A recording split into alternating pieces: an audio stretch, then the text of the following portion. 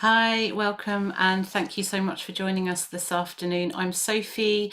I'm your Parents Own Local Guide. I'm here with my colleague Alice, who will be popping links in the chat. If you have any general questions or comments, please do pop them in the chat as we go through. I can't answer any specific questions about your family, but if you do have something you need help with, you can head over to the Parents Own Local website to request advice or support. Now, we are coming to the end in March of Parents Own Local as a live service, and we'd be really grateful if you could complete the brief survey that Alice is going to link to in the chat that will really help us to develop and improve the service that we are offering. So, what am I going to talk about in today's session? So we're going to be watching some short videos. I'll be putting some questions to you to get you thinking about the issues that I'm going to go through. The main aim is to help you get to grips with your child's online world and to help them stay safer online. We'll also be explaining how you can build or foster their digital resilience. Now, digital resilience is a phrase you may not be that familiar with.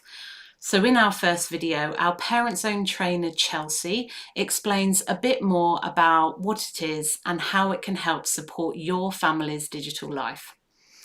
Our second video will dig a bit deeper into understanding the online risks your child could be exposed to. And we'll also explore how you can help your child learn to respond to these risks. And I'll help you know what you can do if something goes wrong and how you can help your child recover if it does. Before we start, here's your chance to let us know what it is that you like to do online as a family. So for my family, it's definitely searching up recipes for the odd ingredients that I have in the fridge at the end of the week, certainly watching Netflix, and my son loves to share TikTok videos with me. So please do pop in the chat so that you can let me know. Whilst you're doing that, let's watch our first video. Welcome to the Resilient Families Parent Session. This session is all about digital resilience. If that sounds a bit dull, I promise it isn't. It's a different and better way to think about keeping your children safe online.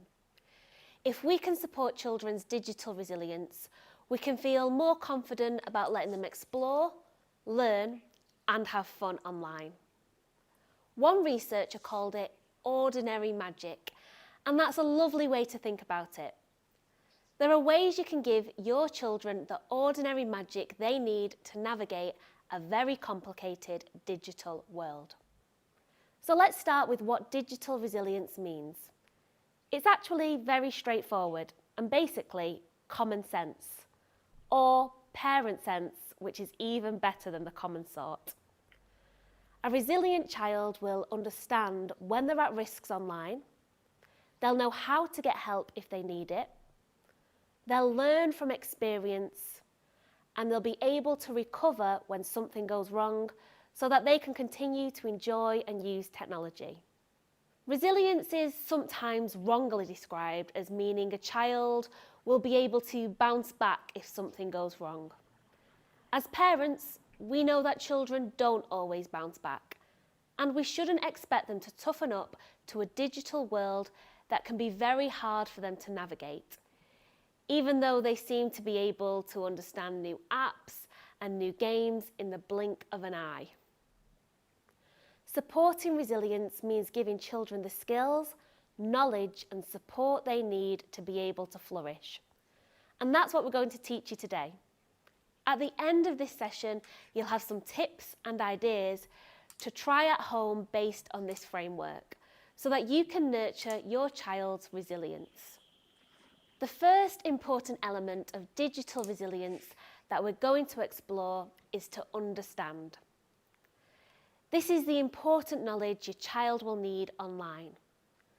This is a bit like teaching them to cross the road. You need to explain to them all the risks of fast traffic, blind spots, and the possibility of a motorbike zooming around the corner. Helping a child to understand and spot risks online is much harder than road sense. But here are some of the risks that you need to help them think about and spot. Unkind behaviour, like bullying or embarrassing photos. Unsuitable content, like pornography or violent content. Online behaviour that could put them in tricky situations, like sexting. Unhealthy ideas about body image or even extreme ideas that could lead to radicalisation. And of course, those clearly dangerous things that can happen online just as they do offline, like grooming. That's a pretty wide range of risks, and we know it can feel overwhelming. That in turn can make messages that tell you to block the internet or use tools to try and limit it sound incredibly appealing. The problem is that there aren't really any shortcuts to raising resilient children. Tools can help sometimes, just like traffic lights help you to cross the road. But it's incredibly important that we give children the skills and behaviours they need so that if they find themselves in a difficult spot, they know what to do. So Chelsea was talking there about the many types of online risks that we as parents need to be aware of. Every family will have experienced different things online and will have different things that worry them. I wonder if you'd like to pop in the chat maybe one of the things that worries you. It might be something that we heard about in the video, maybe an online platform or something else that you've heard about. It might be the unkind behaviour or worrying about the unsuitable content that your child might see on some of the platforms they like. And you could also be concerned about unhealthy ideas about body image or extreme ideas. Please do let us know in the chat. So now let's have our second video. In this one, we find out a bit more about the right sorts of questions that can help you play a supportive and active part in your child's digital life. Of course, there are lots of things that make teaching your children about digital risks so much harder than talking about offline risks. The risks are usually hidden away on private devices. You can't always see what your children are doing, and that's as it should be. Children need private spaces. And lots of the behaviour that lead to risk are still fairly new. For example, it could be visiting skin gambling sites that allow children to make bets with virtual gaming items. Or it could be spaces like OnlyFans that allow in-stream payments or tipping that can encourage high-risk behaviours like sharing images. So how can you help your children to understand risks online, and what are the conversations you should be having with them?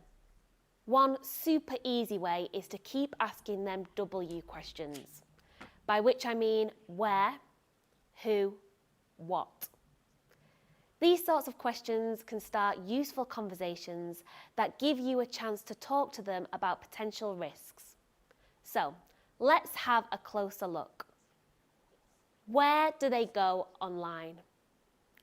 Thinking about where they go, the websites, apps, games and platforms they spend their time on, gives you a chance to discuss those places and talk about all the things they like about them and also the risks.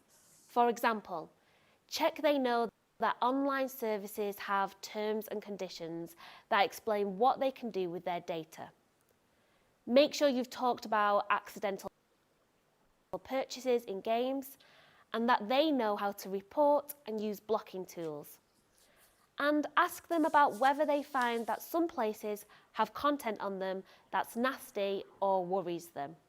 Open discussions about the places they go online are a great way to help them to think about risk and to talk to you about how to minimise them. Talking about what your child does online gives you a chance to discuss some of the behaviours that can bring risk. For example, downloading content, sharing images, and watching videos. All of these things can be entertaining and harmless. They can also be risky, especially if they're stepping outside what they're mature enough to do. Things like illegal downloading, which is something lots of youngsters do, so they can watch their favourite shows, or perhaps sharing naked images or watching content that is extreme. This includes extreme political views as well as other forms of extreme content like violence. Most of the time, children are doing fun and very innocent things. Sometimes they push the boundaries, and that's why talking to them about what they're doing is important. Not to tell them off or sound like you don't trust them, but so that they understand how to behave and know that how they behave can bring risks. Who are they in touch with online? The networks children develop online can become really important aspects of their friendship groups. Remember, online friends are real friends. It's important to think about them as such and want to know about them just as you do their offline friends. It's also true that some online friends can be toxic and not the sort of people you'd be comfortable with them knowing. Talking to your child about how to figure out if the people they know online are people they can trust is a really important task. Getting them to think about their digital networks will help them to think about how close they want to make those friendships. They should know that sharing personal information with people they might only know through a game is very high risk and not something they should do. Helping them to think about people's motives for wanting to be their friends online will start to build their safety radar. Encourage them to question relationships and set boundaries about what's okay for digital friends. These should include things like not sharing photos, not sharing personal information, and definitely not meeting them offline unless they have you with them or another adult you both agree on.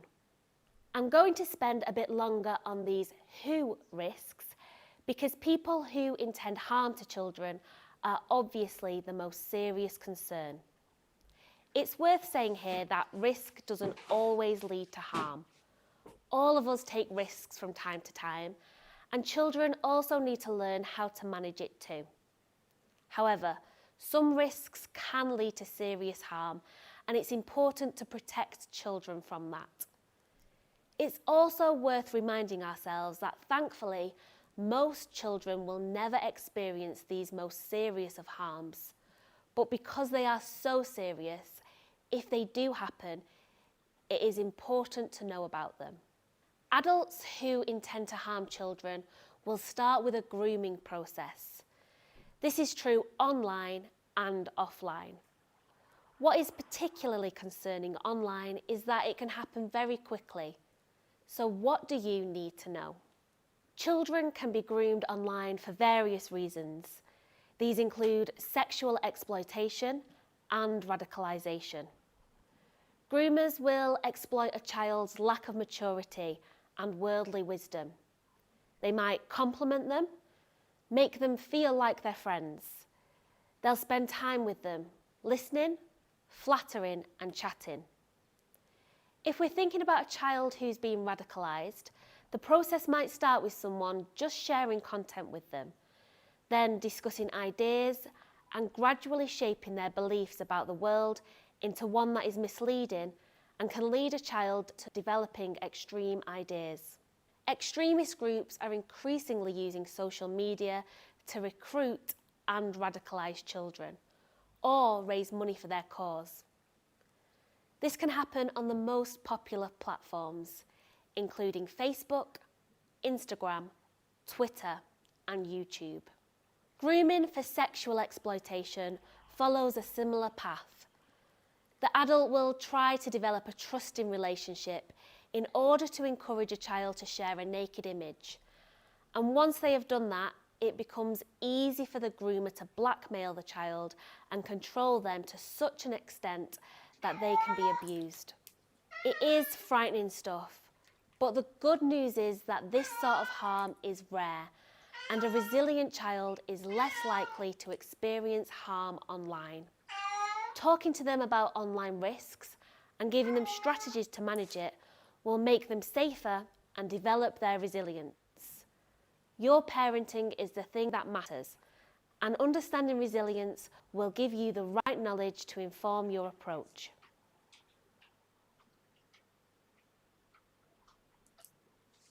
So in that video, Chelsea made the point that it is not easy being a parent in the digital age. It covered some pretty heavy issues, and I wonder whether it made you think about the conversations that you have at home or maybe don't have as a family. Knowing what to do or how to respond can be difficult and sometimes worrying. But the bottom line is that family discussions are really critical to supporting your child. Of course, we know this is often easier said than done, and I'd be really interested to hear if and how you have conversations about digital at home, or if this is something that you find difficult, whether you've had any thoughts following that video about how you might approach it in the future. Certainly, in my experience, a good time for the kind of conversations about the online world are when we're doing something else. So maybe we're on a car journey, or we're out for a walk, or we're doing the washing up, rather than sitting down and having that face-to-face conversation where children might just clam up. It's really important to ask questions about your child's online world, but really listen to the answers and try not to react in a negative way if they're not the responses that you hoped for. And remember that they might want different levels of privacy as they get older. Pushing for answers may not get the best results. Now we have our third video. In this, we hear how learning from experiences can help and how you can build clear and consistent boundaries that will be really supportive for your child. The next important element of resilience that we're going to explore is learning. How can we help children to learn from their experiences? This is an incredibly important part of resilience, and it's also very helpful for parents. If you can help your child learn from their experiences, you will find that they start to follow rules because they want to. They'll understand why they're there, and they'll start to make their own informed decisions. It's called internalizing learning, which basically means instead of a child needing you to be there telling them what to do, they have taken it in and understood it. And when they have, you can trust them to do things without you telling them to. It can even mean fewer arguments, especially once they learn that when you say it's time to turn a game off, you mean it. But how do you help a child to learn? It's obviously important to be consistent. Set some boundaries and stick to them, or else they won't learn what the rules are, and that can be incredibly confusing for a child. But I'm sure you're already across that one. What else can you do? Well, one thing is to create space for them to reflect on their experiences. And yes, that means talking, but it's also about offering them ideas to do things differently. For example, if they keep having the same experience, try getting them to write down 3 things they could do differently. Let's think of an example of a problem a child might experience. They might say, "You tell me off every time I won't stop gaming and I hate it." What kind of plans could they write down? It could be to set an alarm for 15 minutes before the time they have to stop. Choose a game that they can play in the time they have available. Pick a treat for when they stop gaming, like some chocolate. It is learning by modelling behaviours and creating plans and rules together that they will want to follow. What's useful for you to know is that this process isn't always about finding solutions that work, although that's always a nice bonus. It's about spending time looking at the problem and thinking about it so they learn to develop their own ideas. In the meantime, your boundaries will still be important and you'll need to be consistent with them. What sort of boundaries might you want to consider to help your child learn? You might want to consider time limits on how much time they spend online, where not to use devices, such as the bathroom, when not to be using devices, such as at meal times or around bedtimes, and your expectations for their behaviours. These can all be your decisions. It doesn't necessarily matter what the boundaries are. The important thing is that you have some. If there are no boundaries for your child about what they can and can't do online, it could feel to them that no one cares about what they do. And that is definitely not the case. There are lots of other things you can do to support learning. Work together to find blocking and reporting tools on the apps and platforms they use. Get them to show you how something works.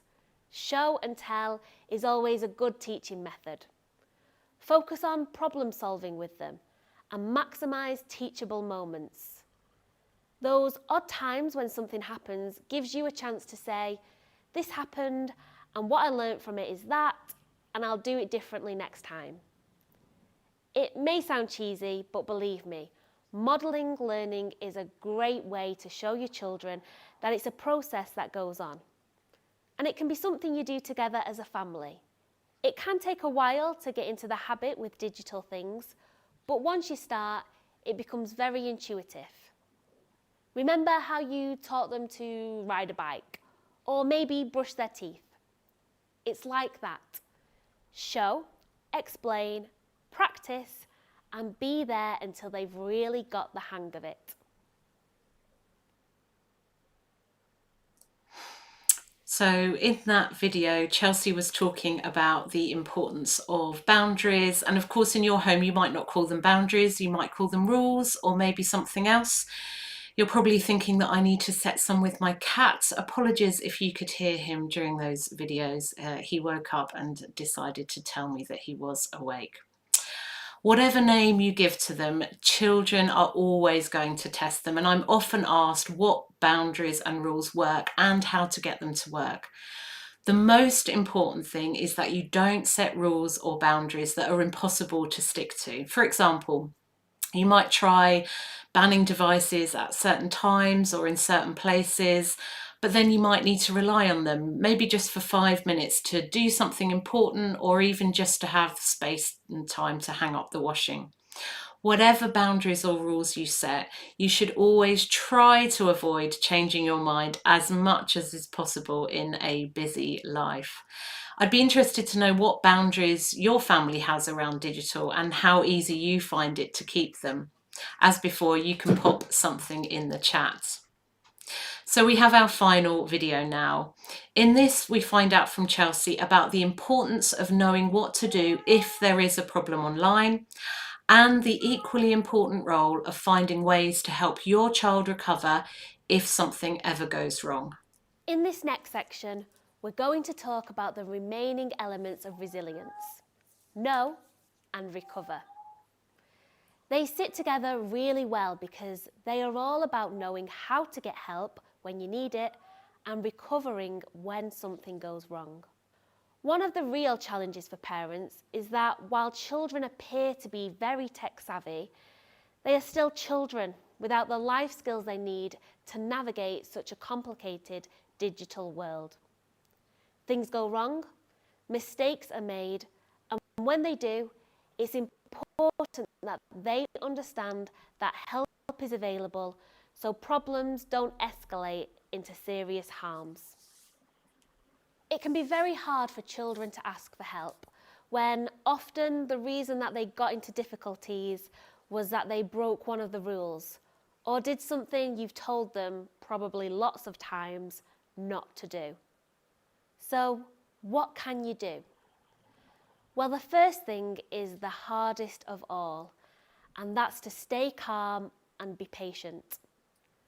A consistent, calm, reasonable response when something goes wrong, online or offline, is incredibly important because you want your child to know that you will always respond calmly.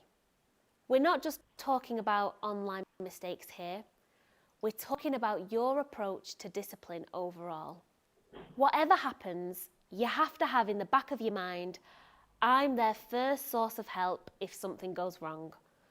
So you need to be the person that will react calmly and fairly, whatever they have done. You need to always explain your decisions and give them their chance to put their point of view forward. It isn't easy, but remember, it's not what happened today that should be at the front of your mind, it's what might happen tomorrow.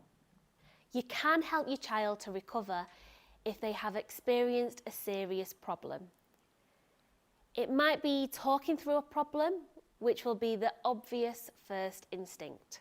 But while you might want to quickly find solutions, it is also important to give your child the time and space to consider what's happened and decide how they want to deal with it.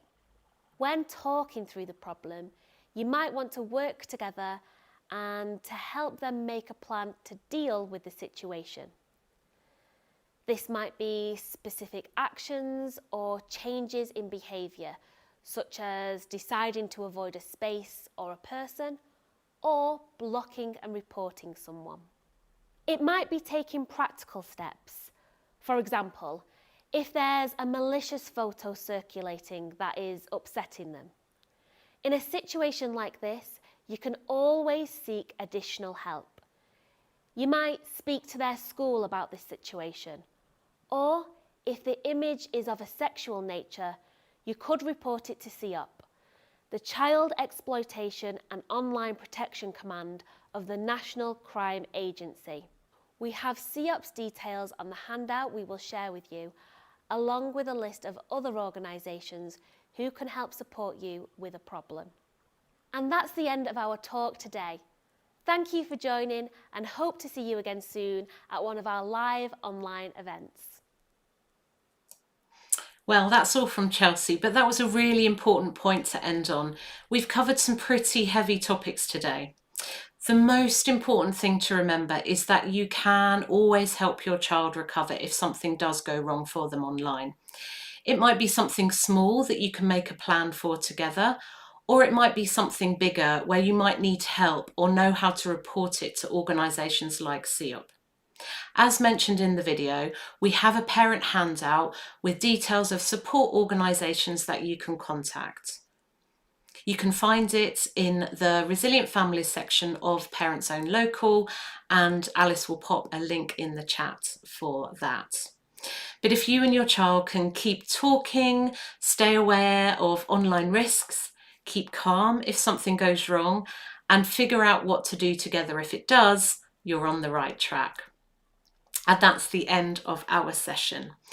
As I said, we'd be really grateful if you could complete this survey to help us develop and improve the service even. We have loads of advice and information on the Parents Own Local website. You can explore and find more events like this. If you have a question, you can fill out the contact form and someone from our team will get in touch. Thank you for finding the time to join us today, and hopefully we'll see you at another event soon.